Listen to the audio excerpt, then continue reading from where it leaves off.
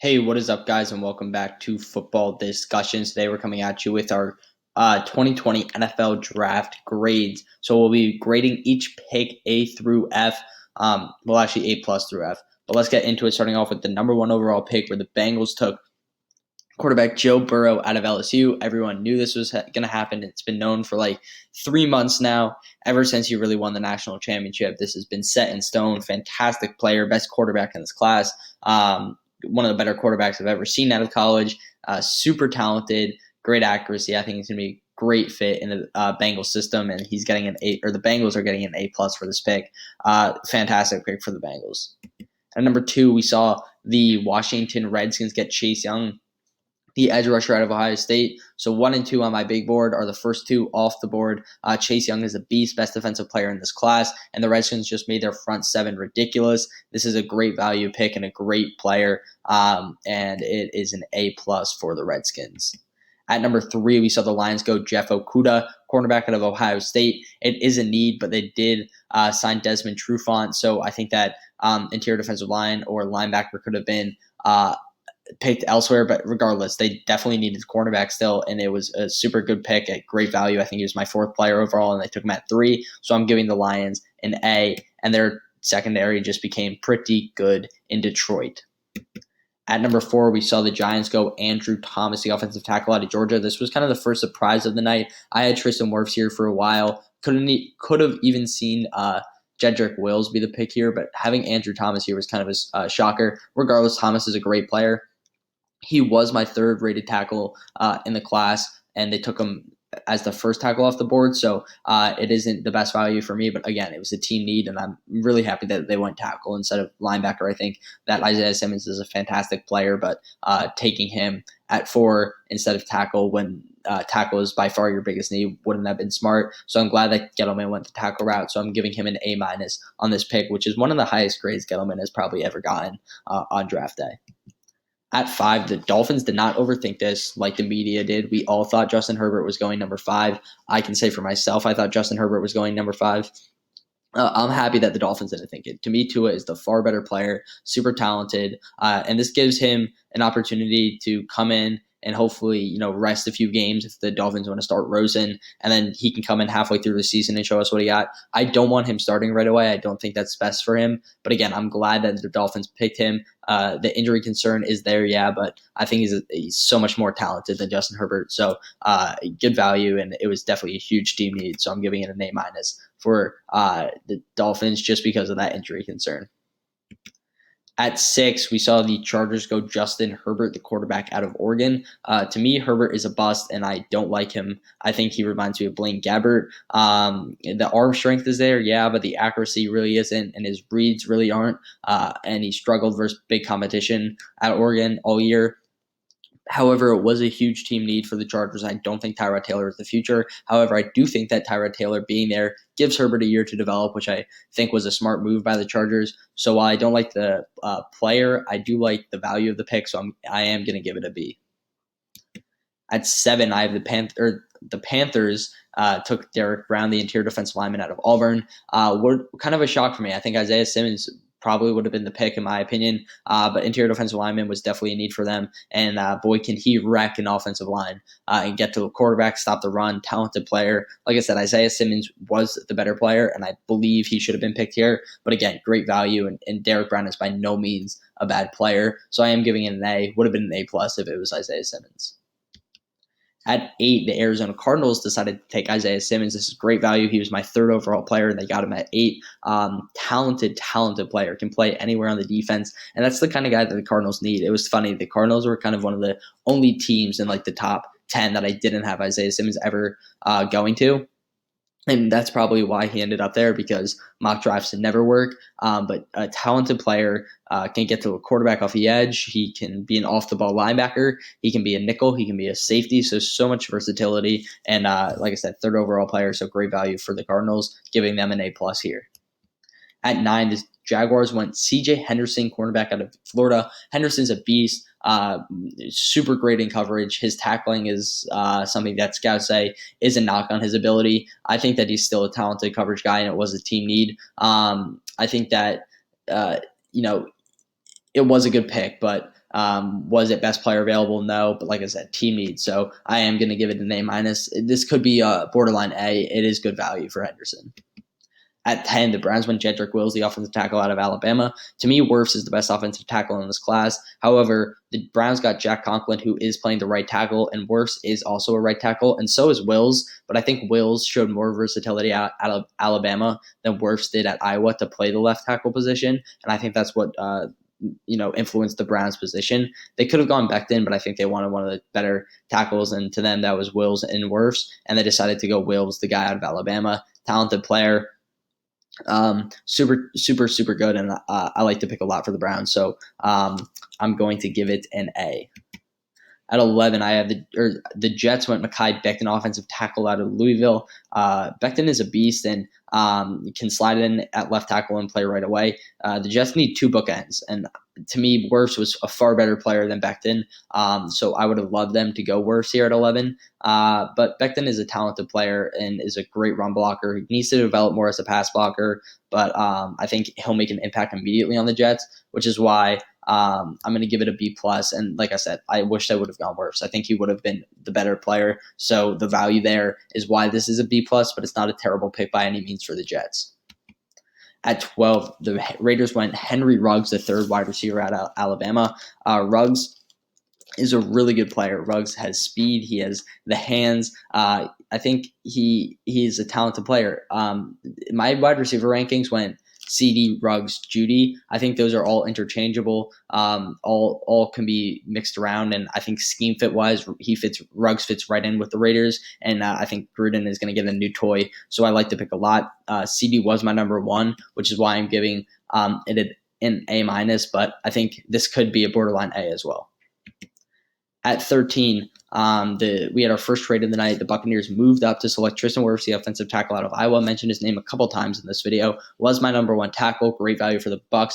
They needed to protect Tom Brady, so it's a fantastic pick, and no other grade to give it than an A+ for the Buccaneers.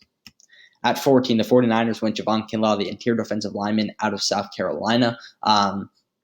I think wide receiver was their biggest need, and I would have rather the 49ers gotten one of the top wide receivers here rather than replacing DeForest Buckner, or in reality, trading DeForest Buckner for JAVON KINLAW. I think that wasn't the smartest move, but KINLAW is a good player, so the value to me isn't there, and the position need, or the value to me is there, and the position need isn't. So it is a B+, but I think it was a decent pick for the Niners. At 15, the Broncos went Jerry Jeudy, wide receiver at Alabama. I think he fits perfectly in their system. I would have loved for them to go CeeDee Lamb, but I think that Jeudy is a talented player and he can play in that slot right away with Courtland Sutton. And the Broncos offense is going to be really explosive next year, so I'm going to give them an A for this pick. At 16, the Falcons went A.J. Terrell, the cornerback out of Clemson. Terrell, to me, was like my 5th or 6th corner, and they took him 3rd. I don't know. It was a team need. It was a desperate team need, which is why this isn't a complete botch to me. But just positional rankings and positional value, I didn't see it, and just player value too. So I'm gonna give it a B-. But like I said, just the team need of getting a cornerback was there, so that's why it's not a complete botch. At 17, the Cowboys got great value here. My number one receiver in this class, CeeDee Lamb, wide receiver out of Oklahoma, falls to 17. He was my 6th overall player, and he fell to 17. That's ridiculous to me. Best all-around receiver, has the rack ability, has the jump ball ability, has the great hands. And Dak Prescott is a very happy man with CeeDee Lamb. Wow, I'm a poet, and I didn't even know it. At wide receiver, I think it's a perfect fit for the boys. So I'm giving it an A+. At 18, this was kind of a reach to me. Austin Jackson is a talented player, but a little raw and more of a developmental day 2 type player. But he is good. He's not terrible. I think that the Dolphins definitely could have gone a different direction. I would have loved to see them, trade back maybe and then get Austin Jackson. But this just puts a lot of pressure on Jackson to be one of the better tackles out of this class. And like I said, he's raw. He's only 20 years old, has a lot of room to grow. So I think player value just player value was kind of a knock on him. I think he was like my 43rd or 44th overall player, and they took him at 18. So I'm giving it a B-, but it's not a terrible pick because it was a team need.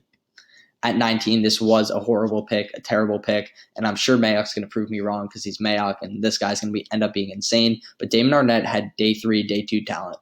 Sorry, not day 3, round 2, round 3 talent. I think he should not have gone round 1. He was like my 7th or 8th corner, and he fell off the board at 19. That is very high for me. I think he was like 64th overall, so I'd have at like the end of the second round talent. I don't know. I just don't know why the Raiders did this. There were better corners available, in my opinion. So it was a reach, but like I said, Mayock will probably make me bite my tongue, and this will probably end up being like the best pick of the draft. But for right now, I'm giving it a D+. I did not like this pick at all.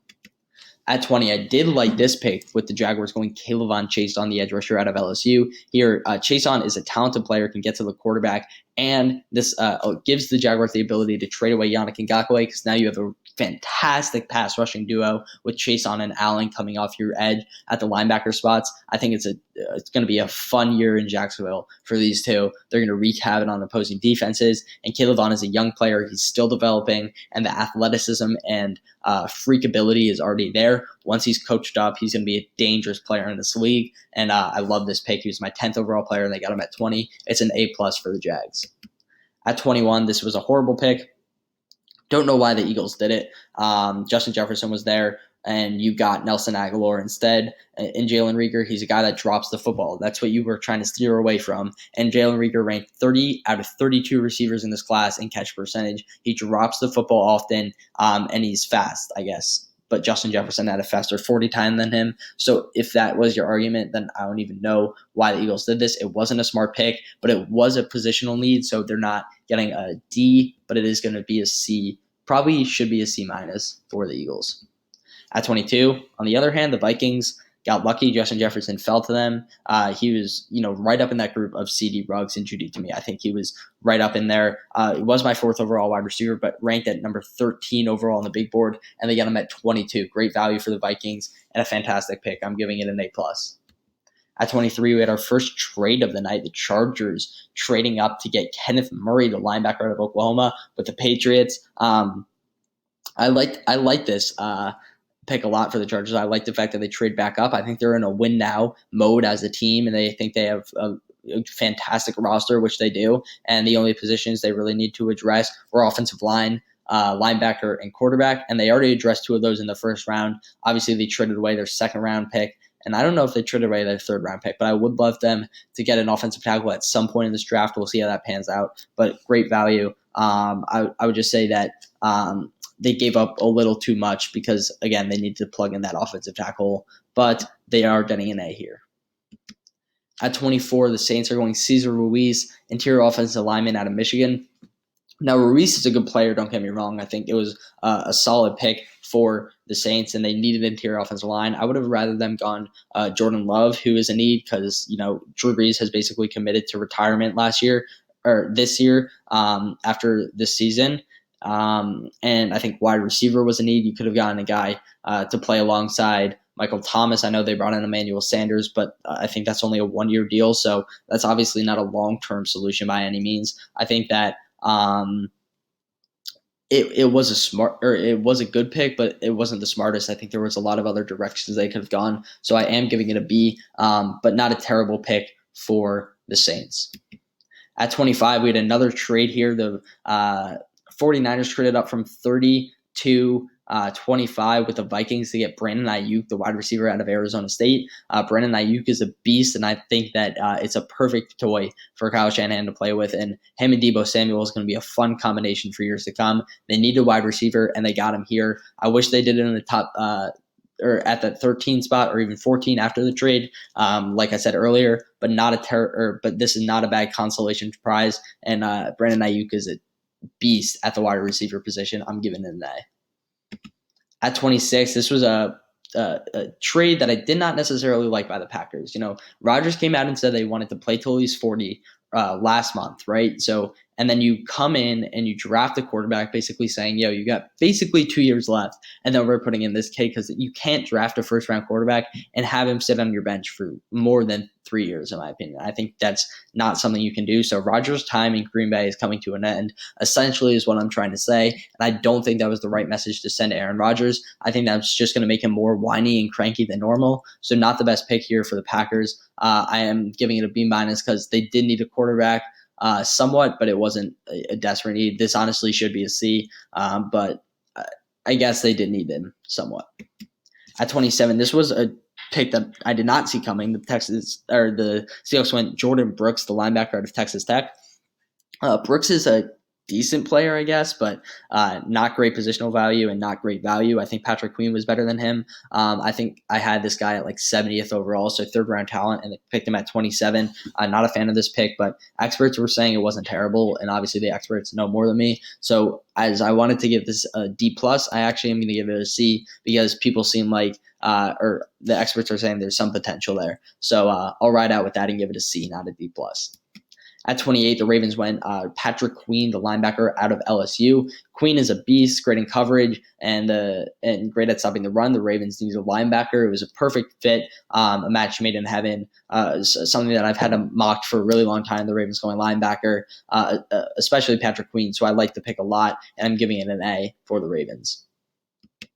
At 29, this was interesting. I thought the Titans for sure would have gone Yeturgos Matos or AJ Epineza with the 29th pick to plug in. That's a hole that Jarrell Casey left. However, I understand the fact that you lost Jack Conklin and you need to replace him at tackle. So Isaiah Wilson, the right tackle out of Georgia, is not a bad replacement. And he's young. He needs to develop a little more, but not a bad replacement at all. I think edge was the biggest need, so I am giving this a B+. But offensive tackle was definitely a need, so I like the pick for the Titans. At 30, this was kind of a shocker. The Dolphins went Noah I out of Auburn. I think safety was a bigger need. I think running back was a bigger need. I don't think cornerback was a really big need. However, Noah I can slide and play right away into your slot position, so I guess it's not terrible. But yeah, I did not like the pick. I'm giving it a C for the Dolphins. So not a good draft for the Dolphins, I think. I think they kind of botched this first round. We'll see how they can do in the second round. At 31, the Vikings, on the other hand, did a really good job in this draft. Jeff Gladney, the cornerback out of TCU, they needed a cornerback. Xavier Rhodes was burnt toast last year, and they cut him. So they needed a guy to come in and play right away. They traded away Stephon Diggs, and they got Jefferson. So they had a really solid first round. I'm giving this pick an A-. I think Fulton is a little better, but Gladney's not a bad player by any means. And then finally, wrapping it up. Hold on, did I skip a pick? No, okay. Finally, wrapping it up, we have the Chiefs going Clyde Edwards-Helaire, running back out of LSU. Love this pick. I think Chiefs fans are kind of torn on this. Some don't like it, some don't. I'm sure some of them would have loved DeAndre Swift. However, Clyde Edwards-Helaire is a beast. He's a better pass protector than anyone in this class. He's a better receiving back than anyone in this class, and he's probably the fourth best, natural rusher. But he's still a fantastic rusher, and he has the best balance out of anyone in this class. So I love the pick for the Chiefs. It was a positional need. I think corner could have been the move. That's why it's not an A+, but it's an A for the Chiefs. A fantastic pick, and I'm all on board. Clyde the Glide being a part of that Kansas City offense. All right, guys, that's going to do it for today's video. If you liked it, please leave a like. And if you want to see more NFL content and draft content, please subscribe. Take it easy, and peace.